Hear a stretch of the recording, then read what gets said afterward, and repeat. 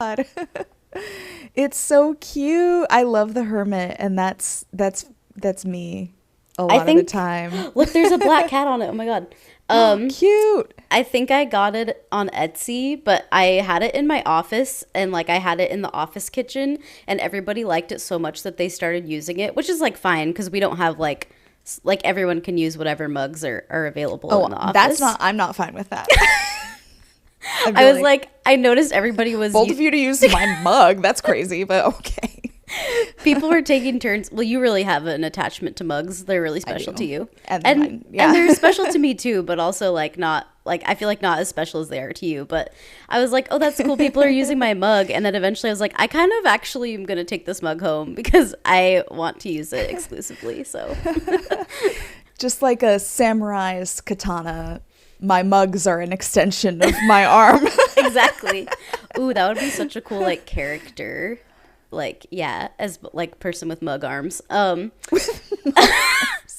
like an extension of their arms as as mugs. It would be kind of a fun like thing, kind of like oh god, what's his name in Teen Titans? Not Can't say Android, I've seen that show. Cyborg. Cyborg. Okay. So he's a cyborg, and so he's got like mech parts. It'd be cool if he just like, and Mugs. the move is called like double fisting, and both hands turn into mugs, and I don't know, he pours hot coffee on the bad You guys. actually need that so you can have your coffees. I feel like I do. It would be really cool for you. It'd be great vibe. Yeah. I also like don't know how I feel about like. I mean, I like being in an office where we share things and we take turns like buying stuff for the office. But I'm like, this is just one thing I can have for myself at home. Yeah, 100%. How are you doing today, Emily? What's going on? What do you have drinking? What are you drinking? What are you drinking?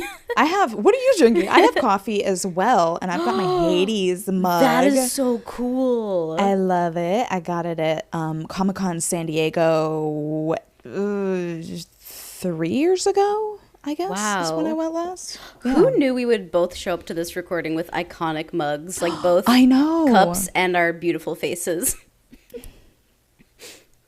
It's so Indeed. early. It's early for us, y'all. It's so early for me. I also didn't sleep great, but not to get too fast into the boss battles. Well, sounds like But- a good transition into the boss battle, honestly. Let's do it. Let's do Can it. we do it? Let's do it. It's boss battle time. Also, welcome everyone to this episode of No Small Games. And we are just cruising right through our summer season. We're recording 2 episodes today, which is very exciting. So you're here in the earlier recording as of right now. Yeah, we're going to be so much more awake Yeah. 2 weeks from now when you hear the other episode. Very, very true. Yeah. So boss battles are our segment of the show where we like to warm up and catch up on what's going on in our non-game related lives, talk a little bit about something we've been struggling with, or just something very mundane, something that we've overcome. Could literally be anything.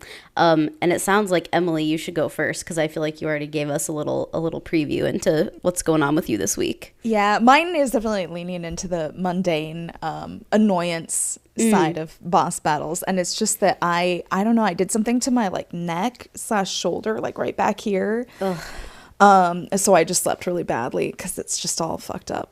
So I feel like when that happens, like at the age that we are, it just gets harder and harder. Like it takes longer to recover. And that is one thing that I'm like, I did not think that I would notice aging in this specific type of way, but I'm definitely noticing it.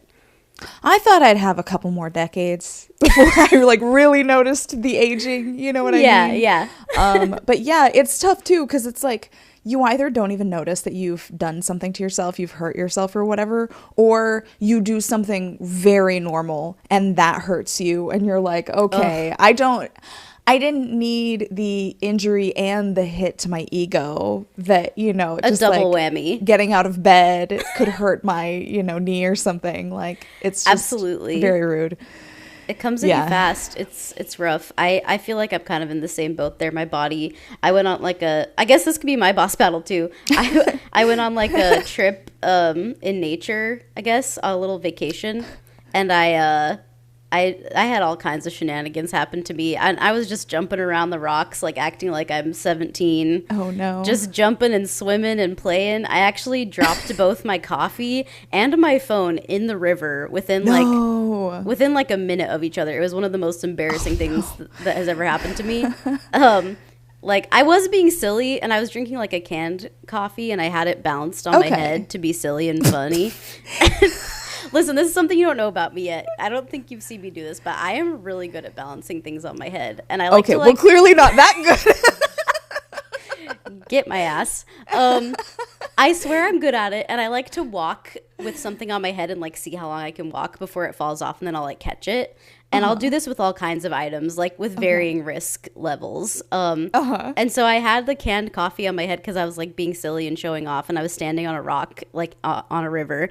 And then it fell off my head into the river, coffee spilling in the river, bye-bye coffee. And then I like went to turn to pick up the can out of the water, and my phone fell out of my pocket into the river. No. Goes underneath a rock, fully submerged. I have to get off of the rock and like into the river and pull out my phone. But what the cool thing is, like, the new iPhones are like waterproof low key. Nice. So my phone is fine, but it was honestly so embarrassing to have both of those things happen. Yeah. In like 2 minutes. Yeah. I felt so tragic. I was like, I'm a tragic girl, but oh well, I'm not going to let it get me down. But that's my boss battle. It's just from like that whole weekend of like jumping around, and my body hurts now too. So just life comes at you fast, I guess.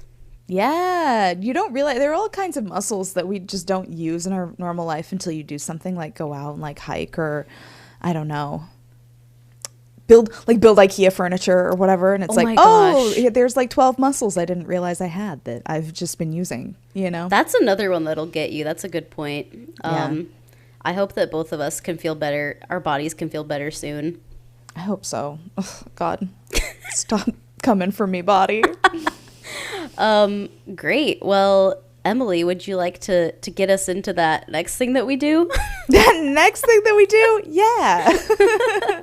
We're just going to take a quick moment to say thank you to all of our Patreon supporters. Y'all are so amazing. You help us do all kinds of really great things, like actually, we haven't actually announced this anywhere. Let's do it. Except for, I guess, on Instagram stories. But obviously, we got to go to Summer Game Fest, which was really amazing. And newly, as of a couple of weeks ago, we discovered that we're also going to get to go to PAX West in Seattle at the beginning of September. I'm so excited. So a lot of that is thanks to all of you who support us through Patreon. We have some fun perks over there, and tiers starting as little as $2. And folks are getting their merch still sent out. You get merch that comes with the top 3 tiers. So you get a sticker or a mug or bag, depending on which tier you're kind of joined. Yeah? You just reminded me that I recently saw the tote bag on camera, like recently, because I was on Drop In, Drop Out. And before we started the episode, Jerica showed me I've been the wondering. Oh my gosh, I hope it's so cute. Is it cute? It's good. Cute. Yeah, it's way cute. She's the first person to get the bag. Icon. I'm so mad that we don't have the bag. Anyway, it's funny we don't have it. It is funny. If you want merch that we don't even have, you can get that at patreon.com/nosmallgames. But if you would like to support the show still and help us out, but you are not in a position to do so monetarily, we totally understand. And there are lots of free ways to do it. That includes going on to whatever podcasting platform you're listening right now, and dropping us a little rating or a little review. It takes like 2 seconds. It goes a long way. It lets people know that you love No Small Games, and they might too. And there's also word of mouth. Tell a friend. I don't know. Tell your hairstylist. Tell your coworker.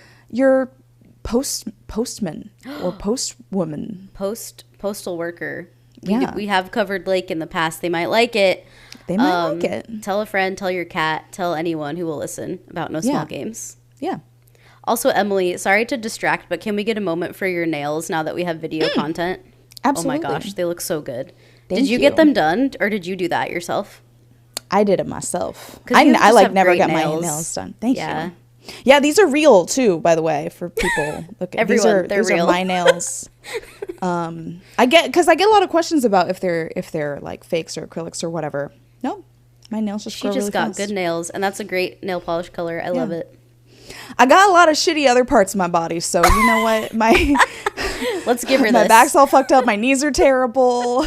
My feet are weird, but I got, give me this at least. Yeah. Not the weird feet. They're too small for my body. It's a problem. Oh my God, that's so funny. I never noticed or inquired about that, so I'm good to know. Yeah. We're learning new things about each other today. Yeah. Yeah. It's never too late, folks, to learn something new about your creative partner. Just keep that in mind. That's true. Well, we so infrequently see the bottom half of each other's bodies. So So true. you know, But there's this a will lot of be a mystery down there. record this year of seeing each other in person several times. Yeah. Thank you, girl God, for that. Maybe this time I'll try to look at your feet, but not in a weird way. Just like observe. Not in a weird way. Don't make it weird. You are allowed to look at my feet at PAX West. This is like the second time we've talked about feet in this year, I think, on the podcast. The other time was with Date With Us. So yes. Yeah. And that makes sense. Makes total sense. Yeah. Great. Yeah. Thank you to the Patreon supporters. Y'all are amazing. We love you. And we're excited for PAX West. We'll see you there if you're going. What's next over here? Let's see. It's time the game. It's time to talk about the game. Let's go. Oh, I'm so excited for this one. And I'll start by saying Emily has championed this game for such a long time. Yay. Played the demo, been so hyped about it. So I'm excited that it's finally time to cover it on the pod. I believe that No Small Games also, we got a review copy for this game, didn't we? Didn't we get a gift, a Steam key or of such for this game? We might both have gotten keys, actually. Okay. Yeah. It's been All right. so long. It came out in, well, you're about to say when it came out. Yes, sorry. Let me read the Steam description for y'all. So reclaim real African artifacts from Western museums in this African futurist heist game. Recruit crew members, plan escape routes, acquire the precious cargo, and bounce out of the joint as fast as you can. Released on February 10th, 2026. Developed and published by Nyamakop or Nyam. Do you know how to say it? Nyamakop, I think. Nyamakop. That sounds right. Available on Steam and Xbox for $14.99 USD, and I think it's also on Epic Games. That is what we're talking about today. Hell yes. This is a game that I cannot believe came out this year. Yeah. It came out 5-ish months ago, and it feels like, to me, this came out over a year ago. That's how wild 2026 has been. You're right. I do feel like it feels like a game that came out last year for sure, in my mind. Yeah. But I have been very excited about it for a while. It's got such great vibes and personality and like identity as a game. All the trailers were really cool, and it had a Steam Next Fest demo last summer. Yeah, I think it was last summer. Fall something? Because you talked about it on not Play Along. It's called Play Log podcast with CG Danny B. For Steam Next Fest, you talked about it. And I believe that was last summer. Better than I do. Yet she doesn't remember anything about the games she plays, so we're a great team. Together we can do anything. I don't remember anything I say in the past. But I remember. But Kay remembers, and I remember other things. So we're like a full brain when you put us together, a full, well-rounded brain, and I love that for us. But yeah, I believe that was last summer. So everyone check out that episode. Anyway, shout out to Danny. Yeah. So we've been very excited for this game for a long time, and I'm so excited that we finally both got to play it and we get to talk about it right now. Me too. Anything else you want to share about your history with the game or excitement or anything like that? I mean, I think it would be cool to just briefly talk about the like overall context of its reception, because it did something that I think a lot of indie games would like to and sort of attempt, but aren't necessarily always successful, which is to break outside of the discourse within the gaming community into discourse in other communities too. Yeah. And so there was a lot of excitement among museum curators and kind of library sciences people and academics for this game, because this idea of the reclamation of these African and also like other indigenous artifacts, like South American artifacts, is a very real problem right now. And something that a lot of organizations are working towards making happen, and a lot of Western museums are working towards foiling. So so it was Yeah. cool to see all this conversation outside of the gaming community around this game. Yeah, I think this was the first time I had ever seen that happen in my experience with indie games. Like, this was a game where I saw people from my work post about it and talk about it. Like, people on my team who are not gamers, like, mentioned the game to me, like, that they saw it on NPR, or, and that's the other cool thing, is, like, it broke through to a lot of, like, news outlets that I would say aren't, like, you know, always talking about indie games, or maybe never talking about indie games. So I think that's really cool and not something we see every day. And it's also cool because, you know, there's a lot of, like, potential, I think, when something like this can reach other communities for, like, people for it to maybe even be a gateway into gaming or an interest in gaming. Yeah. So I'm really excited about that too. And it was just cool to see people that I wouldn't expect to respond to it, but then it makes sense when you look at what they do for work or the kind of people that they are. So very, very cool. Yeah, 100%. And I hope it opened some people's eyes to, like, the idea that gaming isn't just all Call of Duty and Fortnite, you know? Yeah, totally. That's a great point. Even if they're not going to, you know, have the interest or skills to just, like, go out and play the game, it's cool to just, like, show people through these outlets or these mediums that, like, video games like this do exist. And then, like, even if they're not going to play it, it's like they're thinking about it differently, or maybe even starting to think about it as an art form if they previously thought, like you said, that all games are Call of Duty. The one thing is, I don't know to what degree this, like, made much of an impact for Relooted's team in terms of sales and being a kind of financial success. Like, I think it was a critical success generally, but I don't know. I'm glad that we get to talk about it now, because I think that it deserves more. I think it deserved more of a conversation within the gaming community than it really got. So 100%. Yeah, it's interesting because I've been looking for Relooted content just, like, broadly, you know, and there's a lot of, like, reviews for it on Steam. It's sitting at very positive right now with, like, I want to say, like, 250 reviews or something like that. But I think it could have way more. And even just, like, looking up reviews of the game, there are some on YouTube, but there's, like, just, like, a lot less than I was expecting, I think. Yeah, and, like, not to get ahead of myself and what we're about to talk about, but, like, I think it's a good game. Like, I think it's got the juice. It's not just an academically interesting game with a cool premise. I think it's fun too. So I do think that it deserves people's time more. Definitely agree. I'm getting ahead of myself. Yes. Shall I game. first set the scene? Yes, let's do it. So in Relooted, you primarily play as the character Nomali, who starts off the game. I mean, she is a free runner. She does parkour, and it's sort of established that prior to the beginning of the game, she was, like, coaching a free running team for I think a university elsewhere. That sounds right. Oh yeah, like there a was, like, national a college team thing, or, like, she's back from college, or she just did a college thing. Yeah, so she's back from her coaching job, which she's, like, on sabbatical kind of from. And she's back now in South Africa, where she and her brother are from. And it kind of it throws you right into the free running experience right away, because she's having to go rescue her brother Trevor, who's like 17 or 18. Yeah, he's young.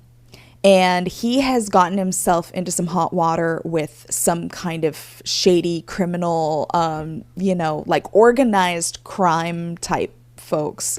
You find out that he basically promised them an upgraded security system because he's kind of a techie kid.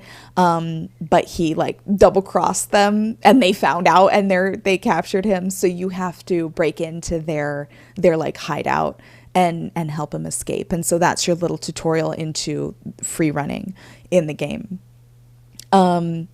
You bust Trevor out, and then you're back in, I think the whole thing takes place in Johannesburg, right? So you're kind of back home, you're seeing, like, old friends and stuff, and then you find out that your grandmother wants to meet with you and Trevor and some other people. And this is where you're introduced to this plan that they all have. It's your grandmother, who's like an emeritus professor, her like research assistant Etienne, and then Trevor. The dynamic trio. And they're like, hey, we have this plan. We want to pull a heist and break into a museum to steal an artifact that should have been repatriated back to, I think, South Africa, like the South African government or museum or something. And your grandmother kind of explains this whole deal where there are now these international laws requiring that museums give back the artifacts that were stolen originally back to their, country of origin. But the way they're kind of getting around this is by pulling the artifacts from the actual like museum displays. Yeah, so, the loophole. Yeah, the loophole. So no one knows they have it. It can't be returned if no one knows they have it. So they're just keeping these things in storage and only displaying them for like private viewings. Weird. But not anymore, because you're gonna go take them back. You and your grandma, this nerdy academic guy, your kid brother, and you, the free runner.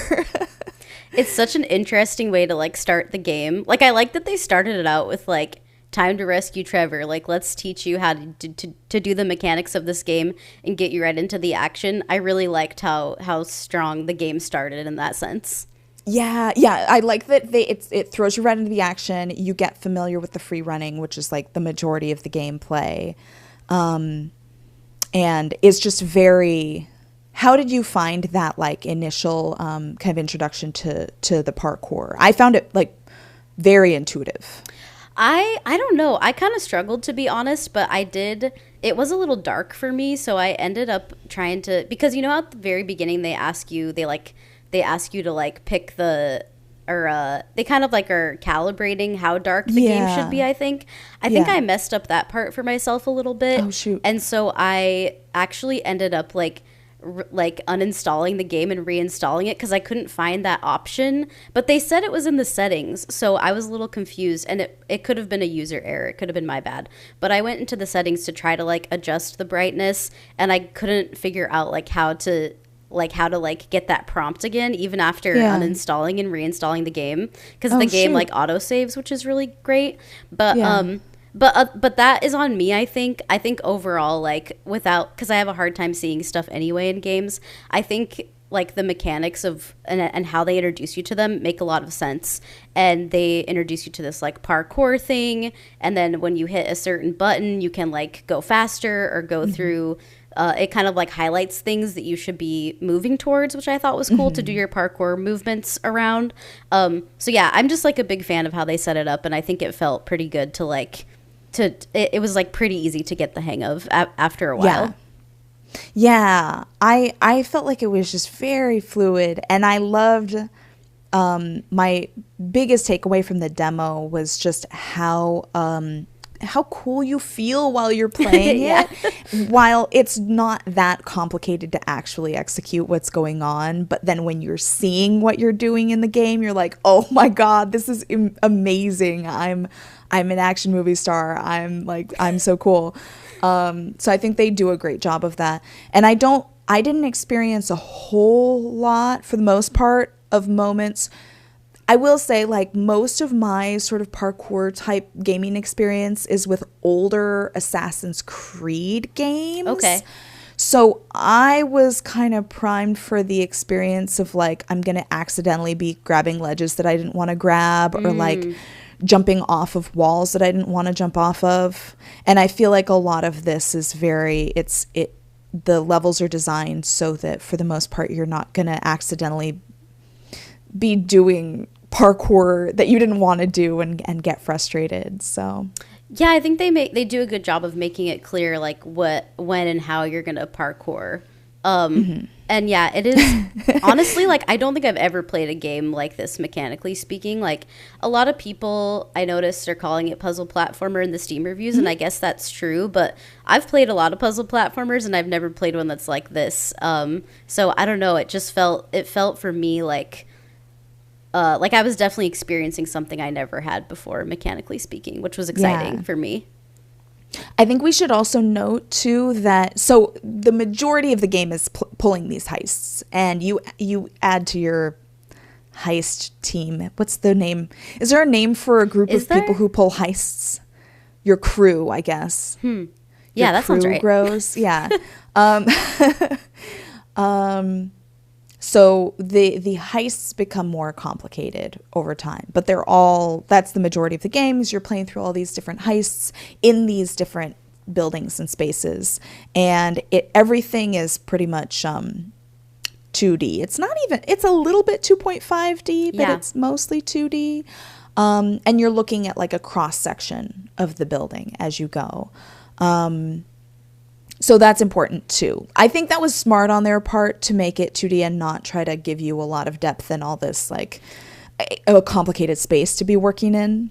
I agree, and they managed to make it feel... I was thinking about American Arcadia a lot, I guess, playing this game, like, similar feeling in terms of the 2.5D vibes, but it's strange because they made it feel so, like, not 2.5D, like, especially when you're in the town and you're walking around and you're, like, doing the little quests. Like, it really did feel more like a 3D experience, but it wasn't, and so I thought that was really impressive because everything is, like the depth is really interesting and the details of all the art is really interesting, like the environments, the artwork and the environments and characters, that it just felt like such a large and like rich experience despite being mostly like side scrolly platformer go fast game. It's interesting. Yeah, I agree. I think the spatial design was really cool and it felt, it didn't feel I don't know, it didn't feel simple or superficial. It felt like there was a lot of depth and richness. Yeah, it was so cool. It's always fun for me to experience something that I never have before. So I also saw that someone was talking about Sly Cooper, which I've never played, or like assuming the gameplay would be like a Sly Cooper. And so I thought that was interesting. I'm just always curious when I have that feeling of like, have other people experienced something like this before? So yeah, I feel like I'm curious to see if there are other games like this, or if there will be more games like this that have this sort of feeling mechanically. But I do think they've pulled off something that, to me anyway, feels very unique. Yeah, I agree. So over time, the free running becomes honestly like kind of the shorter part of the heists. At least that was my experience. You have basically 2 phases, and then one of the phases is broken into 2 more phases. So every heist, for the most part, you have a planning stage, and as your crew accumulates, you add. So you start off with Nomali and Trevor is your hacker. So Trevor is able to like open doors and open safes that you wouldn't be able to open otherwise. And Trevor can only access those through certain doors. So sometimes you have to figure out like, okay, I got to get this safe over to where Trevor can enter and he'll open it. And then you add Ndede, who is this, he's so wacky at the beginning, but he winds up being this very like quiet person. I love him. He's great. And he's like this acrobat. So he helps you scale like large gaps. He'll like, not tightrope. What's the other one? Spider-Man vibes. It's like slidey. Yeah. Like sliding down ropes and sliding up ropes, I guess. Zip line. I don't know. Yeah. Oh god, there's an acrobatics thing I can't think of where you're hanging on you're swinging on a rope. Oh, the tightrope? I don't know. No, there's I'll think of it. Like 3 hours after we record. Anyway, yeah, very Spider-Man vibes. He's grappling to things, swinging you across gaps and stuff. And he also can only enter through certain vents. So he only has certain, ranges of access. And then you eventually recruit Fred as well. Oh yeah, Fred. I think you bring him on before in Dede. And Fred offers up The Nunu. drone? Is it Nunu? Yeah, Nunu. Is the name of the drone? So the drone gives you a little bit more visibility into what's going on in the buildings. Let's see. Is Cryptic after that? Is it Cryptic after? Yeah, I think Cryptic is second to last. Okay. Cryptic is very interesting because she's literally a teenager. 14 years old. 14 years old. She's so cute. I love her. She's like wearing like pink roller skates and carrying a like stuffed rabbit or something, and also can hack literally anybody. Doesn't And she she's say great. like I'm 14 and I'm 40 or something like that? Or something like, I don't know. She's really funny. Oh, I can't remember. She's so funny. So she's kind of an upgraded hacker from Trevor. So she can hack things like they're like little robot security guards and security cameras and lasers and stuff that she can deactivate. And then remind me, what's the last person's name? I don't know.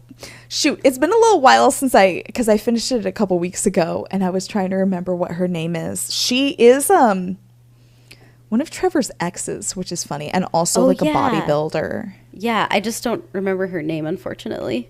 She literally has a titanium skeleton. She's very cool. Okay, her name is Luso, and she's this super tall bodybuilder. And she's so great because she can just yeet you anywhere, like through glass ceilings and walls and up like super high ledges and stuff. She'll yeet you and a table or and a super heavy like safe and stuff. So she's amazing. And all of these characters can only kind of access parts of the building through certain doors and stuff. So they're kind of limited in where they can go. So your first phase of almost all the heists is this planning phase where you have to kind of go through, you figure out exactly where all your marks are, where the things are that you're gonna steal, where the alarms get triggered, how you can actually get out afterwards, and then you have to pick where all of your helpers, all your crew is going to be, because usually you're limited in how many different places they can actually be at a time. So that's the planning stage. Then you have the actual heist stage. So you have a little bit where you're not really on the clock. You can kind of move about and you can set yourself up for your escape. So you might have to set a table underneath an automatic door that's going to shut when you trigger the alarm and stuff like that. And that you can just kind of run around generally anywhere and you're not, being timed. And then as soon as you start stealing things that are hooked up to alarms, then you got to get the fuck out really fast and you have to do all the free running stuff. And I feel like the game does such a good job at making you feel just how high the stakes are, because the second you pick up the item, just the visuals and sounds are going bananas, and it's there's a little drone that will come basically chase you. You really get that sense of I am in the moment. I have just taken something and I have to get out of here. It's very my heart was racing a lot of the times. Immediately sweating oh God. Also fumbling for me, I would be so stressed that my brain stopped working. I was I know what I need to do, but why can't I make my hands translate that to the controller? Why am I so bad at this sort of thing? But I think it's cool that I felt that way. I think it's cool how immersed they made me feel in the world of the game. I do too. And you care so much about these characters, and I'm I cannot let Nomali down. It's true. We can't get caught. Yeah. Oh shoot, you made me think of something. Oh, something that I super appreciated that they did is they give you the option to go back to a variety of checkpoints. So you can go back to right before you sound the alarm and start again. Yes, that's really nice. You can go back to right before you start actually like setting up everything to escape, and then you can go back to the planning stage too. And that was really nice because I would definitely get into scenarios where I would grab the artifact and start going, and then just like completely fumble it, fuck up, be like, I'm not gonna make it. But you can just really easily snap back to that moment right before you have to get out. It's really nice that they have that, because I feel like you're using different parts of your brain to execute the several stages, which is cool, and like cool that they're asking that of you, because it does help to stay engaged. I think there are certain part, like the planning stage, definitely more difficult for me, and then to translate that into how will I move around this area like quickly after the planning stage, like that, like sometimes my brain felt a little bit overloaded. So I think it's cool that they give you that option of like, you don't have to like start all the way from scratch. Like you can go back to a specific point if you needed to do this one part again. I really like that too. I think that was really needed to be able to progress, for me anyway. Because I also would get kind of lost in the sauce on like, wait, where do I need to go? Like what is my fastest path to get out? And then where are all of my crew members to like help me get out? Eventually, I forget how early on this is, eventually the drone can kind of project your path of egress onto the space. And I was like, thank God, thank you for that. Because the buildings, as you go through the game, the buildings that you're navigating get more and more and more complicated. And you're really limited in, well, actually, I guess we can talk about accessibility in a minute too, because at least on normal mode, you're specifically limited. God, I'm so sorry. I can't talk today. You're great. You're limited in, how many different like vents or doors each person can be at. So you have to remember what your plan was for where you're going to escape to. That part can be hard for me, like the remembering and the short-term memory. But I did play it. Do you want to talk about accessibility right now?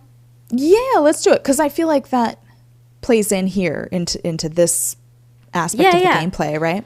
Yeah, and they do have like the 3 options. They have like, basically, I forget what they call it, like story mode or beginner, the normal or like recommended or intended mode difficulty, and then they have like an extreme difficulty. And I played on the easiest mode, I guess you could say, which is funny because I still had such a difficult time at points where I was like having to go to YouTube and watch a lot of like specific playthroughs of certain levels to figure out like, okay, what am I supposed to do?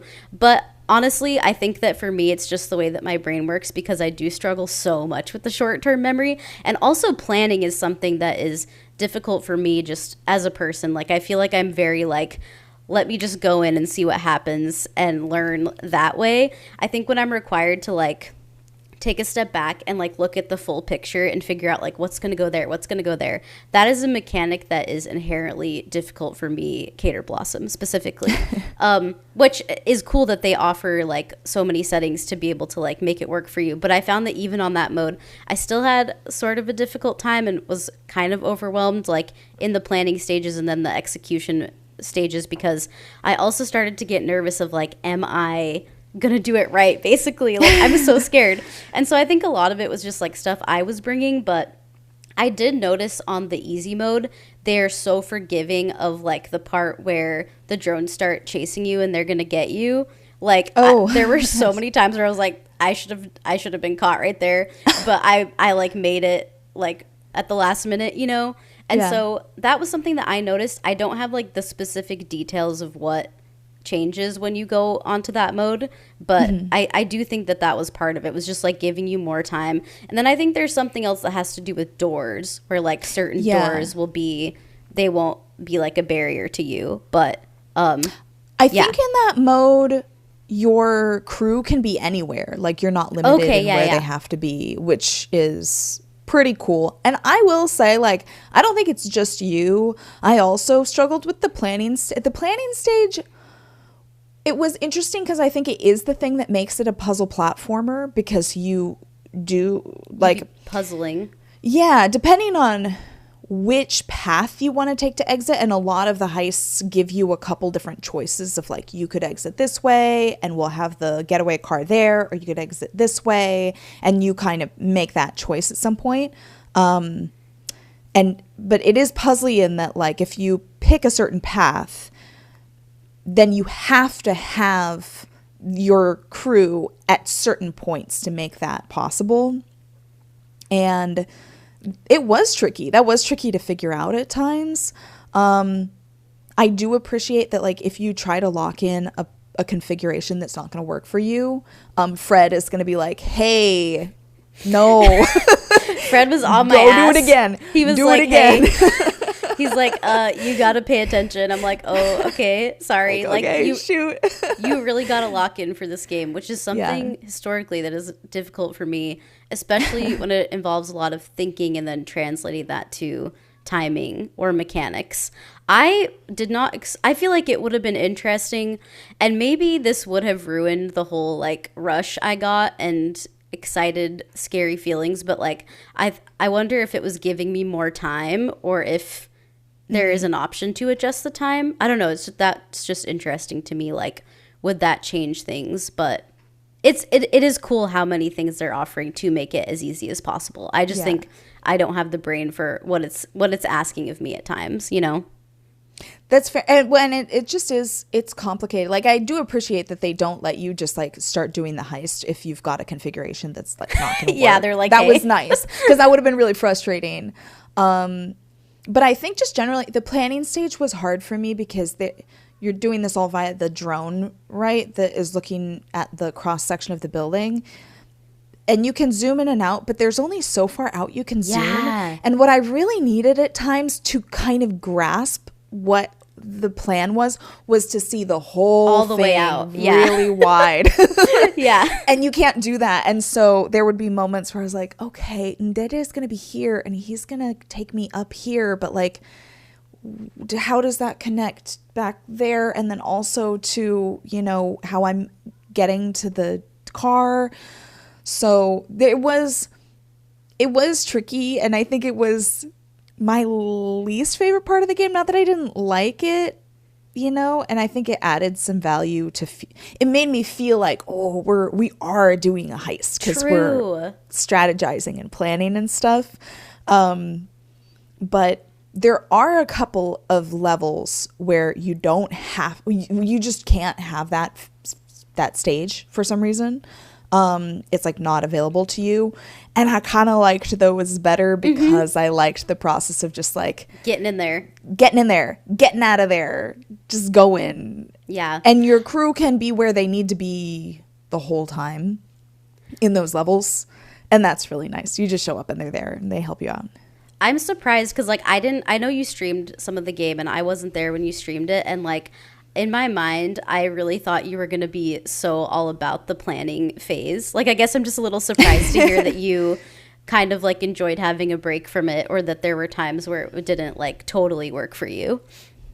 Yeah, I think it was partly just, it's hard because you can't see the big picture of everything. And I think as far as puzzles go, it wasn't that interesting to me, because there's only the answer, the solution to the puzzle is just where you're putting these people. And it's like, do I need to get up that ledge? Yes. So there's got to be somebody there, you know? Interesting. So, and the free running just feels so good. I wanted to be doing more of that. Cool. You know? Love that. Yeah, I think, too, for me, what was sometimes missing from this is like, because they present the information to you about the artifacts before you go on the heist, sort of, or like a deep dive into like what you're collecting from where, like the history, like it gives you a lot of information about the artifacts that you're reclaiming. And so for me, I think it would have been cool during these moments to sort of like bake in some of the education pieces into this somehow. Like, obviously I want to keep going fast and I want to feel like I'm doing a heist, but I think the way that the education pieces of it were presented to me sometimes were just hard for me to comprehend. And I'm like, I wonder if somehow it was part of this experience, like of the the exciting part. Like if it was presented to me in a different way, if I would have, I guess, like retained more of the education pieces of it. Does that make any sense? It does make sense. And I felt the same way. I think I was maybe wishing that in the like, because you have these roundtable sort of briefing meetings before a mission where you're talking through both like the plan generally and also what these artifacts are that you're reclaiming. So you get the history, but I wanted like a little more visual something going on while it's being told to me. I think that would have helped. Did you interact with any of the artifacts in the, like, not as you're escaping, but when you're just kind of navigating the spaces? There are like artifacts that you can like examine. Yeah, I think I did do that in the beginning a few times. Yeah. But I like what you said about like a visual, because I can't quite describe what would have made it stick more, or like what I want from that moment that I'm not getting in terms of the information that's being presented to me to learn. But I feel like maybe some sort of like how they did at the beginning with is her name Grace, Dr. Grace? Yeah, Professor how they Grace. did at the beginning with Dr. Grace, with like they almost did like a cut scene that was very cinematic of like her, and then like black and white, and like retelling like the story of like of her history and why she cares about this and why she wants to do this whole thing, and that those parts are really engaging for me. And so I think that maybe if there was something like that with each artifact, which obviously would be so much work and is not what they decided to do, but I just like that you called out visual, because I think that would have helped me a lot. Maybe like a little montage of I don't know, something, even if it's just like a map. Just a map of the country. And there were like little visuals that go along with the kind of briefing room table, but just a little bit more, blown up would have been nice. To kind of, and I know it doesn't necessarily like fit into the narrative, and we'll talk about what happens with the artifacts and everything, but I guess this wouldn't have worked for the narrative at all. But I was going to say like some kind of scene, even if it's just like a quick flash of like returning the artifacts, or like the impact after each one, would have been kind of cool. Would have helped. Would have gone a long way. Yeah.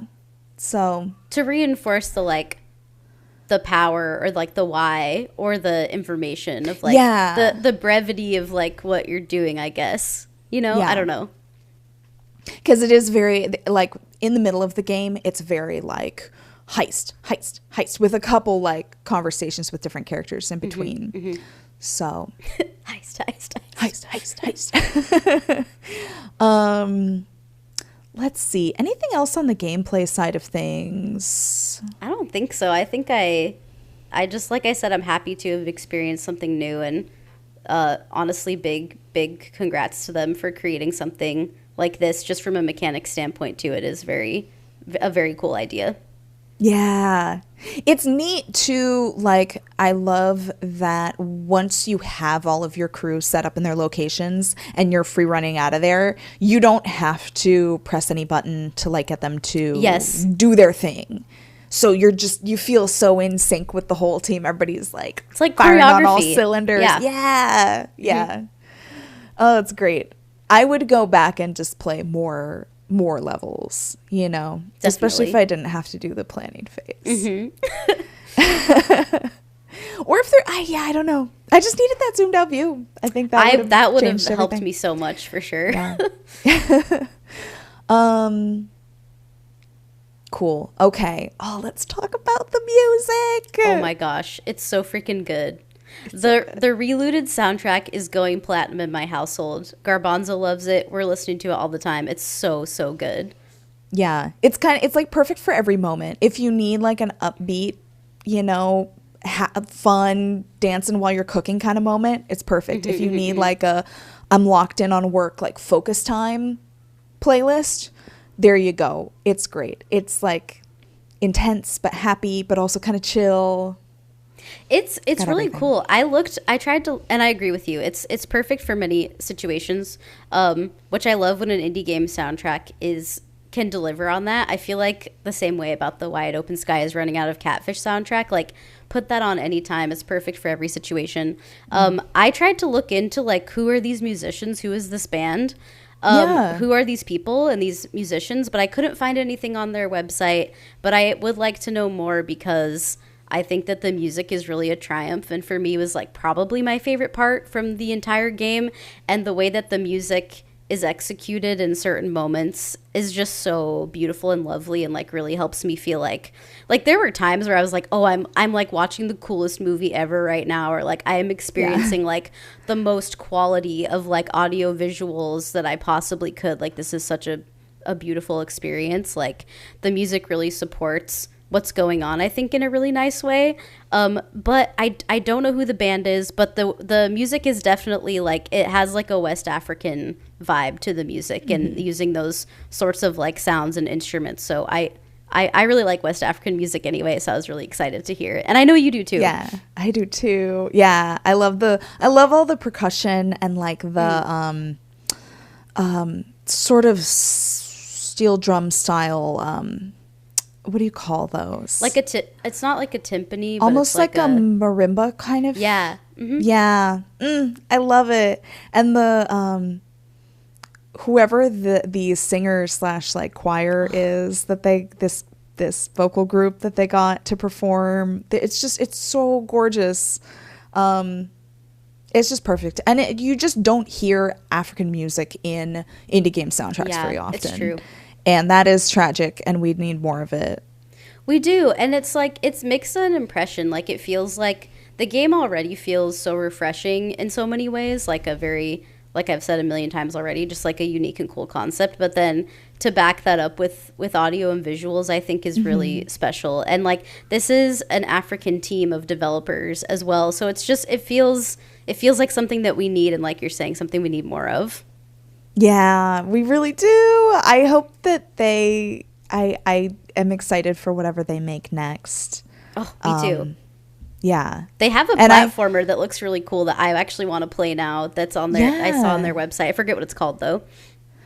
I hope it also inspires more African indie dev teams to be making more stuff, and inspires more players to play them. Absolutely. Yeah, and for people to spotlight them. So, yeah, just so good. But yeah, great choices all around with the music.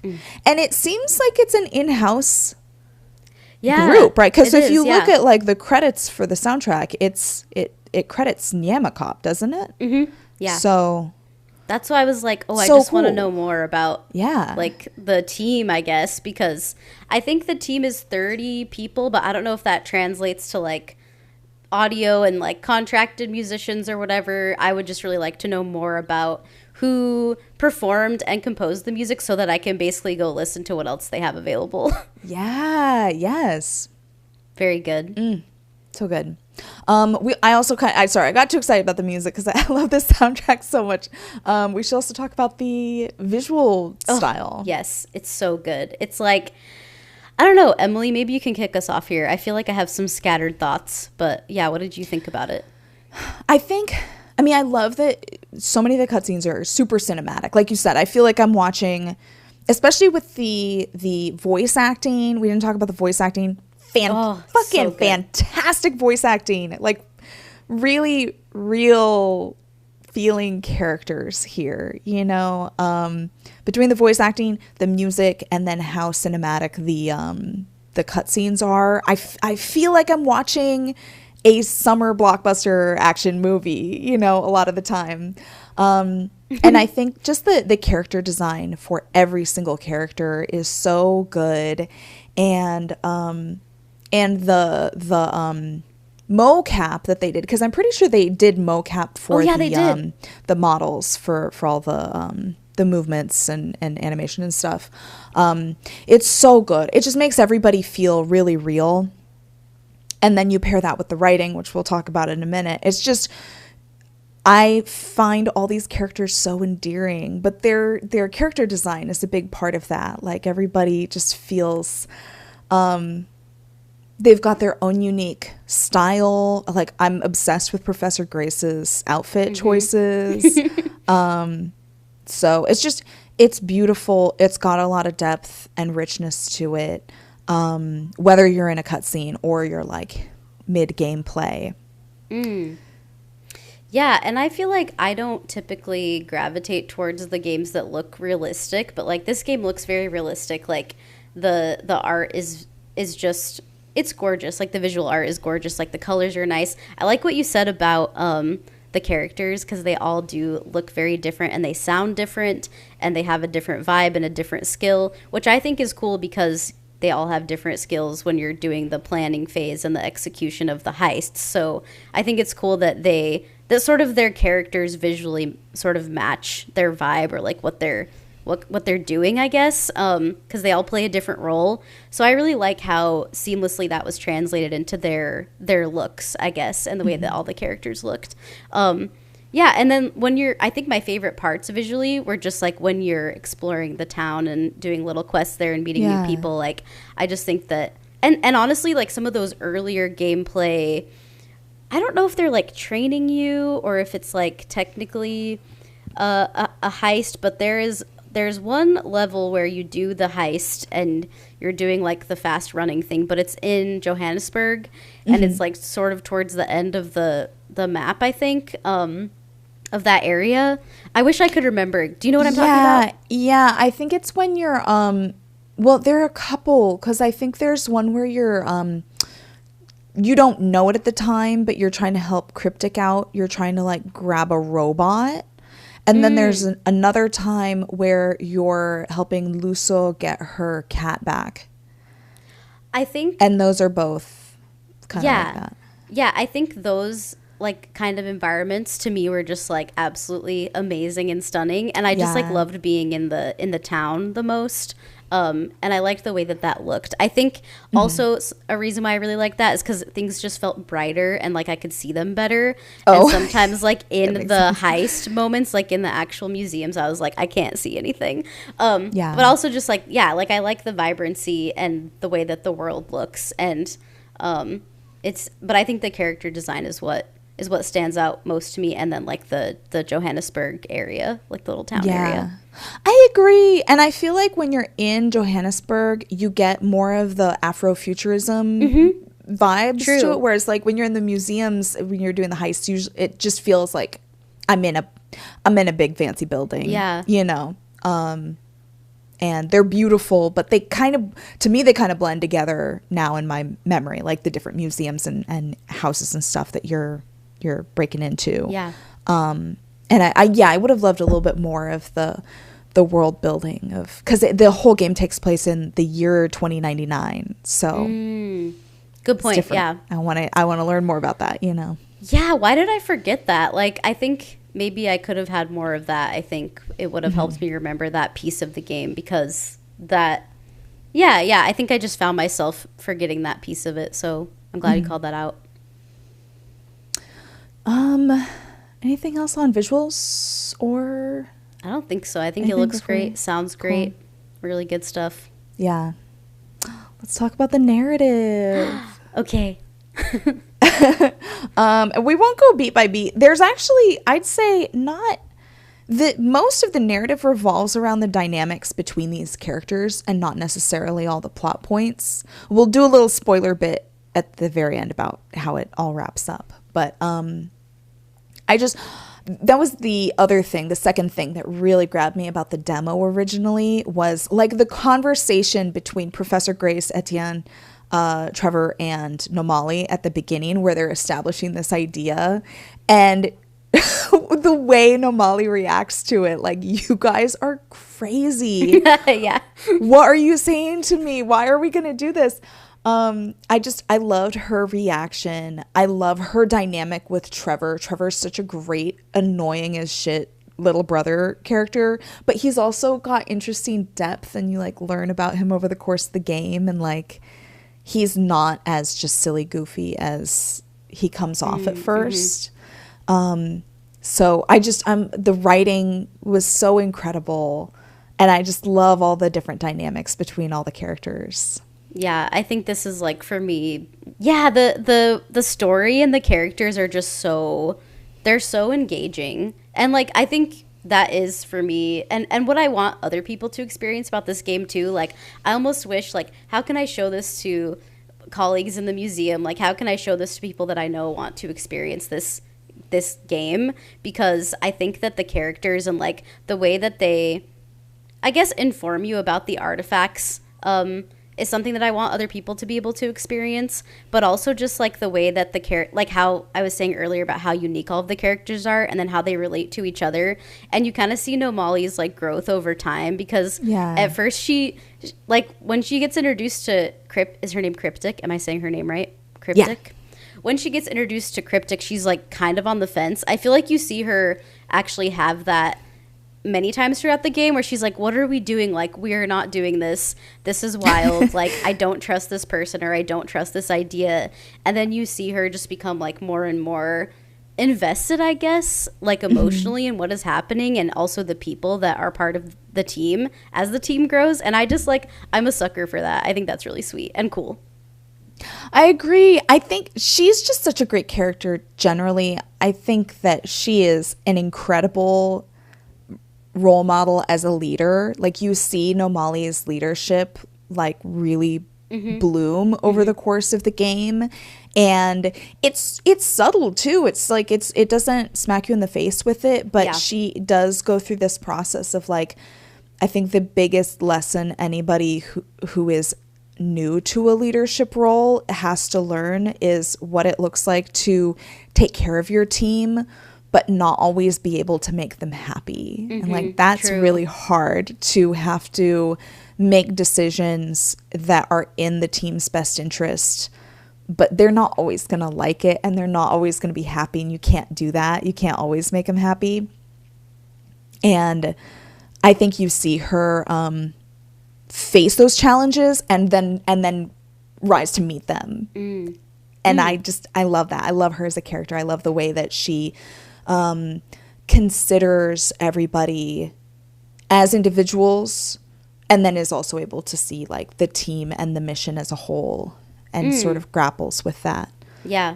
She's a great leader, and she's also a great, like, playable character, I feel like. It's like, I find that sometimes that I always find the side characters more interesting, but I felt like this game had a great balance of the playable character, or, like, I guess, but honestly, like, who is the protagonist? Like, they're all kind of crucial to what is happening, which is another thing I really like an ensemble cast, and, like, equality amongst a team, I guess, in terms of, like, what I'm coming away from through their stories and the way that I experience their story. So, yeah, I think, like, oftentimes I will have that feeling of, like, oh, I'm not even that interested in the main character, but she was just a really interesting character to play as. Yeah, I think a lot of times the playable character is kind of that player insert, like self-insert character, where they try to make them as bland as possible so that you can put yourself in those shoes. But I love having a playable character with a really strong personality. I love... I'm obsessed with her. She's so cool. I love that she's trying to make jokes a lot of it. Like, you have options for her dialogue. And anytime she tries to make a joke, it's so corny. And everyone's like, stop doing that. Like, you are not that funny. But she won't stop. Yeah. She knows who she is. She does. And I love seeing how her and Trevor's relationship kind of evolves as she, like, learns more about him. Like, you know, she's been out of the country, it seems like, for a good chunk of his teenage years. So she's kind of, like, relearning who he is and discovering kind of new aspects to him as a person that she didn't know about, like how he experiences the loss of their parents, who he didn't really know very well growing up because they passed away when he was so young. And, like, she meets Luso, who's his ex-girlfriend, and she's, like, really curious about, like, okay, like, what happened there, and, like, what's, you know, what's going on. So it's just great. I love that she can go and check in with all the team members after every heist. Yes. And she has such a great, like, one-on-one that doesn't feel like an awkward corporate one-on-one, but she's, like, genuinely just like, how you feeling? How you doing? We good? Yeah, the writing is very sincere, and like, it's very it's like sincere, but it's also like really nuanced. I don't know, like I just noticed that the dialogue was something that, in terms of the characters talking to each other, was something that I never got tired of. Like I'm like, and I found myself smiling so much throughout a lot of it. Yeah. So it ends up being really pleasant, but not in a way that feels basic or like it does feel like these are kind of complex relationships, but they're coming at it from like a very positive and lighthearted approach. And so Yeah. I just found that part to be so delightful. Like the parts where you go talk to, what's the guy's name who you used to work for him in the town? Oh, Fang. Like going to find him and then going to find specific people. I'm just like, the interactions between those people, or between Nomali and those people, were just like the most memorable and some of the most delightful conversations for me. Yeah, it's true. It's just something you said reminded me of like watching Ted Lasso. It's like watching Ted Lasso, and everybody's different, and some people, everybody's a little flawed, but everybody is also generally well-intentioned. Yeah. And I love watching that kind of dynamic with a group of people. It's a great comparison. It's very like heartwarming, but interesting because there's still conflict, but nobody's just like problematic for no reason or ill intention. No one's out to get anybody else. It's just people being people. And I love that. It's a great comparison. Yeah, I love that too. I couldn't quite like name it, but there's something there that just makes me want to keep experiencing those moments of the game. Yeah, I would love more with these characters because they're so fun. I also love something that meant a lot to me that was included in the game is that the adult characters treat this issue of Cryptic joining the team with a lot of seriousness and consideration that I don't think would be included a lot of the time in other games, where she's a kid basically, and they're like, this doesn't feel great, but we kind of do need her, and they go through this process of trying to kind of mitigate the risk of having her involved, and they're like, well, she's so smart, nobody's gonna be able to stop her from hacking. And so there is a degree of like, well, at least we're like looking out for her as opposed to her just doing this on her own and getting into trouble.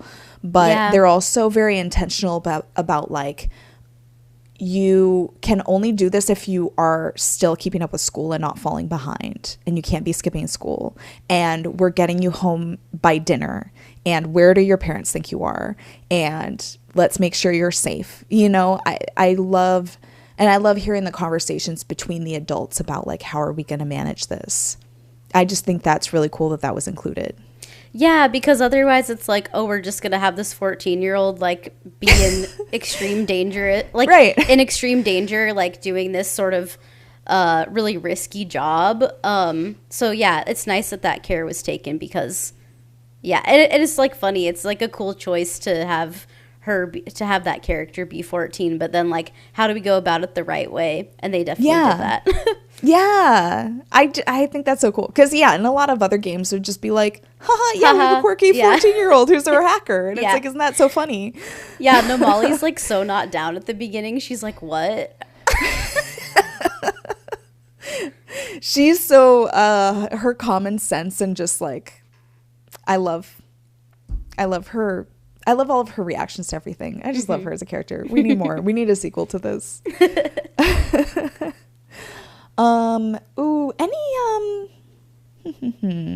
other plot points or characters that we want to talk about before we talk about spoilies? I'm checking my notes really quick. I don't think I have anything that aren't spoilers to say left. Is that a sentence?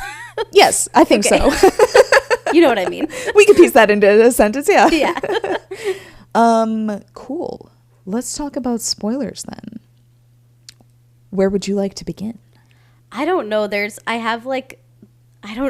don't know where to begin. I guess we should say like, or do you want to kind of explain like who I don't want to say like what happens at the end, but who the bad guy is, who the bad. Yeah. Okay. So a couple things happen towards the end that really like up the stakes. And the stakes are already pretty high because none of these people want to go to jail. I don't want any of them to go to jail. So the stakes are pretty high, but I forget in which order this happens. I think first, at one point after you get back from a heist, you discover that all of the artifacts are gone. I think you actually first discover that other artifacts are being smuggled into the artifacts you're stealing. You're in the same location. Reclaiming. Yeah, they're like hidden inside the artifacts or inside the boxes with the artifacts. And you're like, we weren't trying to take this thing, but it's somehow here with the other artifacts that we were planning to reclaim. So what's going on there? And then, so there's somebody on the inside is doing something, or, you know, something is amiss here. And then shortly after that is when all of the artifacts go missing suddenly, and you get contacted by somebody who you discover has taken them, and you don't know who that is. And then everything really goes off the rails when Cryptic gets kidnapped, and you're in this situation where you're having to kind of trade artifacts for Cryptic. So through those various plot points, everybody starts to come to terms with the idea that there's a mole, like somebody on the crew has betrayed the rest of the crew. There's a mole. There's a mole. How? I guess I'll stop there. Did you see it coming? Not as someone initially. who likes to see what's coming. Did you see it coming? I mean, at the very beginning, I didn't expect it to go there. When that part got revealed, I was like, oh, I know who this is. You knew who it was. I know what's going on. Yeah. That's so funny. Yeah, I'm not someone who tries to solve the mystery, so I just was like letting it all happen. But yeah, it is. Did we even explain who this character was? I don't think we've talked about him yet. Which one? Oh, well, I mean, I didn't see who that character was because you don't know. They don't get introduced till later in the game. But like, you ultimately discover there's this guy, Mark Gray. Is it Mark Gray? Yes, Mark Gray. I wrote that in my notes. Okay. For some reason, I was like, Mark doesn't sound right. No, it is Mark Gray. And he's this British collector who is basically like pro-colonialism and is like, actually, no, we stole these things fair and square from Africa. Therefore, I deserve to have them. Yeah. And it turns out that a lot, like the whole plan was kind of orchestrated by him to get Nomali and her crew to take these artifacts and then ultimately steal them from them. Mark Gray, would steal all of the artifacts from them, and kind of they facilitate that by accruing them all in one place. And your inside man, or his inside man, the mole, is Etienne. Mm-hmm. And it turns out that you're presented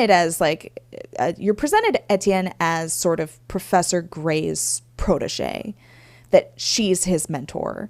And then it turns out that his secret dark mentor is actually Mark Gray. Mark Gray. Great name for a villain, a white rich man villain. Yeah. So, but Etienne is the one who I saw coming. I was like, yeah.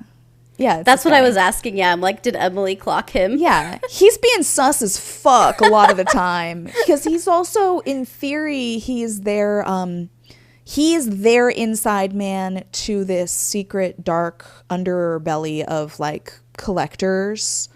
He's getting the intel. Eye there. Yeah, he's getting the intel for them on where these artifacts are in the first place, and that's how they know to go to the museums or go to the houses that they're going to take them.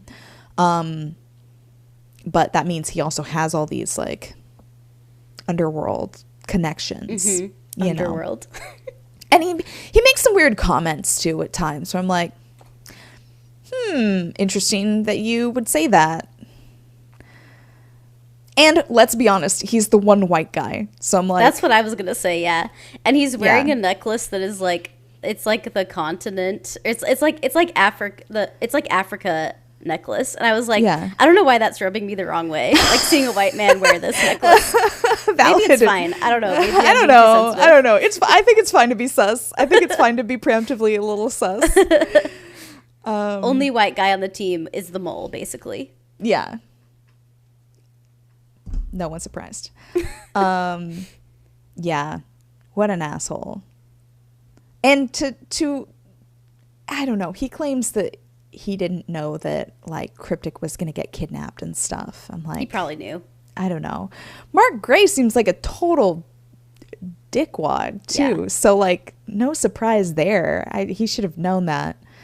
And it's sad. It's so sad to see this all unfold because like Professor Grace feels like responsible because she's the one who brought Etienne in on the whole thing and like presented the idea in the first place.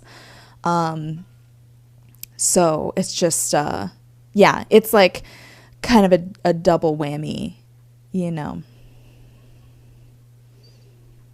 But of course they win. The good guys win. Doesn't Trevor say something about this even? I don't know what he says. I think so. He's like, the bad guys can't win, basically. Yeah.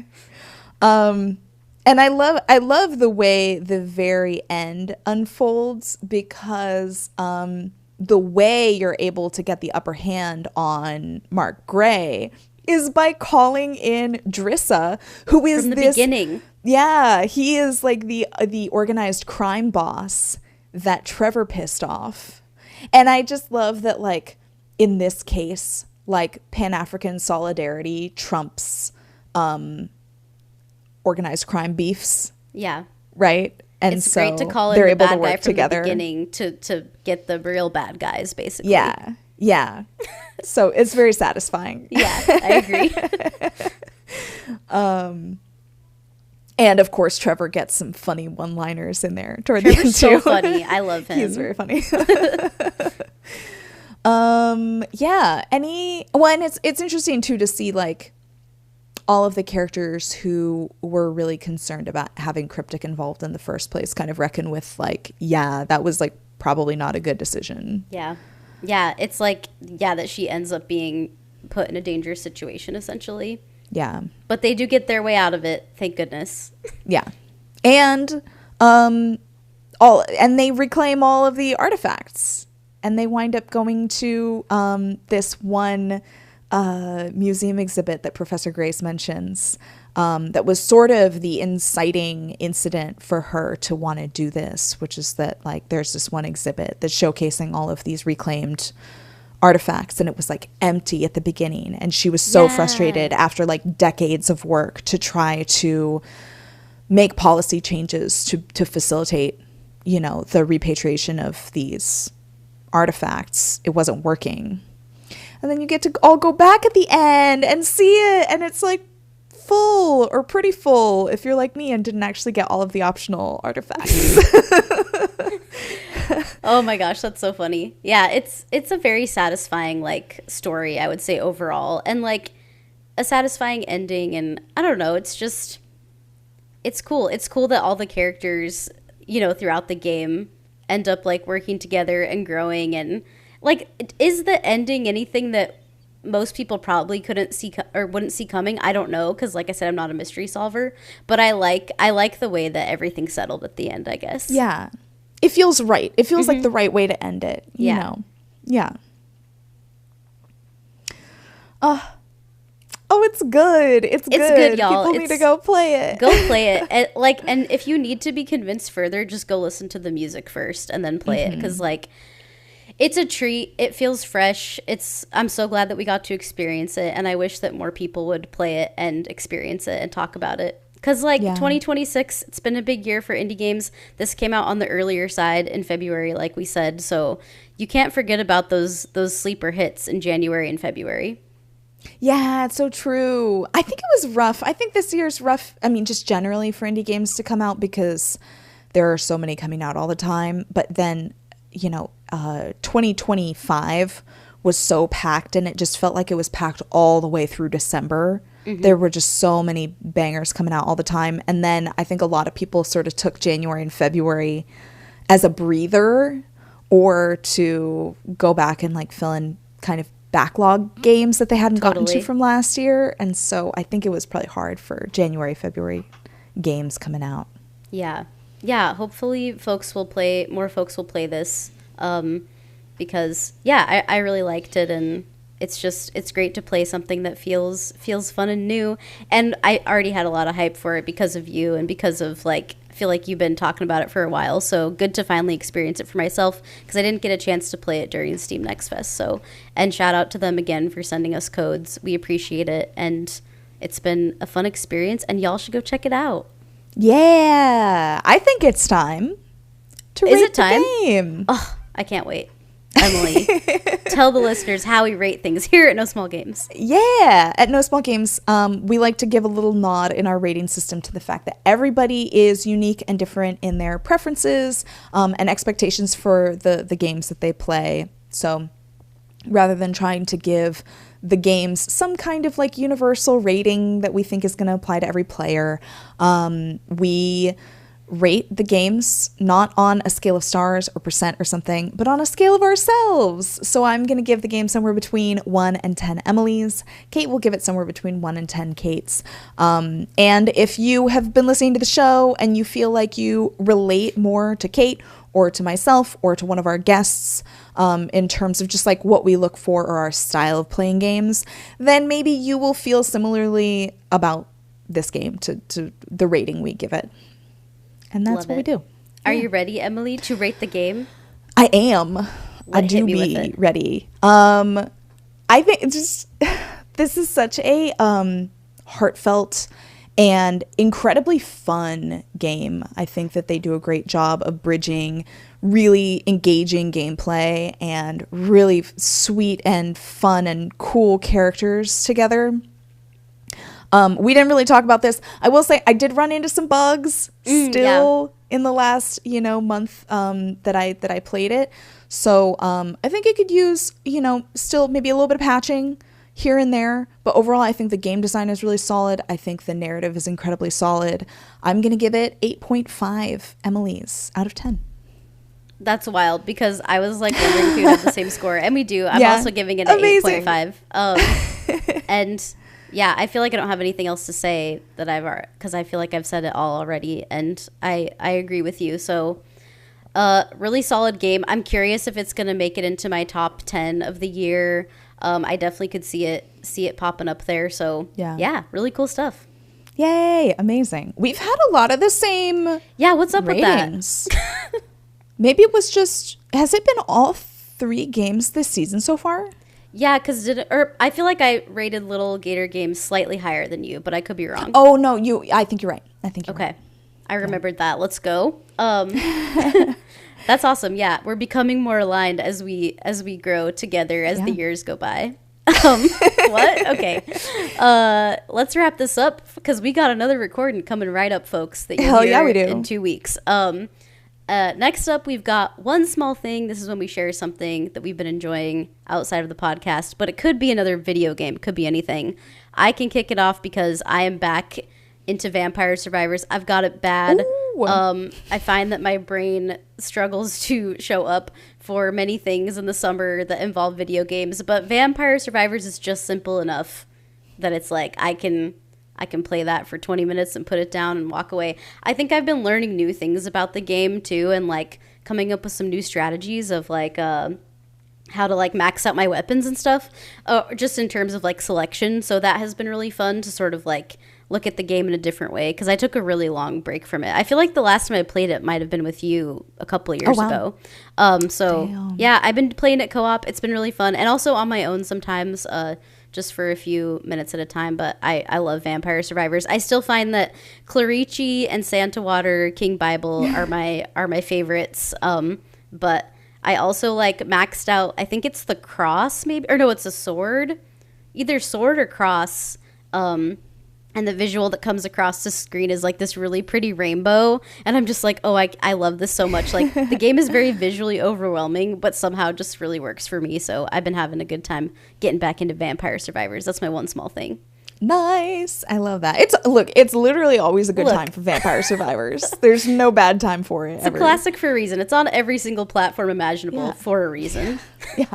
And now I have it on all of them. So she's doing show and tell. I have show and tell for my one small thing. I got to go kind of thrifting, but more like antiquing. Yesterday, I went with a friend to an antique store, and I found a couple of books. I think I'm now kind of collecting old sci-fi anthology like publications. So the magazine of fantasy and science fiction is an absolute classic. And then Amazing Science Fiction Stories is another one. And these are just so cool. So I have Amazing Science Fiction Stories from July of 1959 and Fantasy and Science Fiction from January of 1969. So I found some like very vintage issues, and Those it's so just cool. It's so cool to me to see like Isaac Asimov and Ray Bradbury like from the time when they were still writing like in a publication like this. And you know, these are obviously going to be like lesser known stories. True. And I think it's so cool. I love these. I love looking back at you know, sort of retro or vintage science fiction, because it gives such a fascinating window into what people back then were imagining our future might look like. And how some of the trials and tribulations of just, you know, society might persist or be exacerbated by technology and or solved or fixed, you know. So it's cool to compare what they thought the future might be to what our future is now. So I love that you're collecting those. They look awesome, and I'm curious. I am a big fan of both of those authors, so I am curious to hear about all your thoughts and what you read from there, and I think it's a really cool thing to collect. I need to figure out, actually, because I have some, I already have issues from the 50s through the 90s. But they're in a little bit better quality. Well, these are good quality, but you can tell they're getting old, and I'm like kind of scared to read them. So I'm trying to figure out like, how do I store these, and also how can I read them in a way where they're not going to disintegrate in my hands. Oh man, that's cool though. I'm glad you went to a place where you could find stuff like that. It was so fun. I also found these cool. This will be my bonus one small thing. I found these really cool postcards from the Dakotas that are from the 40s. Is that the Badlands? Is that what's in the picture? What is that? This is Custer State Park. Cool. From the Black Hills, South Dakota. Very cool. But I have some from the Badlands. They're really neat. So I want to like frame these. Iconic one small thing. I love a show and tell. Thank you. Hell yeah. Well, Emily, this has been great. It has been great. This has been delightful. I'm excited. You know what? It's been so great that I'd love to do it again with you in 1 hour. And ideally. I will see you there. And you all will see us there in 2 weeks, because we're covering Mixtape with AJ Filari and Brendan Bigley. On their last night together, 3 friends embark on one final adventure, play through a mixtape of memories, set the soundtrack of a generation. We can't wait to experience this conversation in 1 hour, and we can't wait for you all to experience it in 2 weeks if you're listening to this at the time of recording. Amazing. Well, buckle up, everyone, and we'll see you next time. Bye. Bye.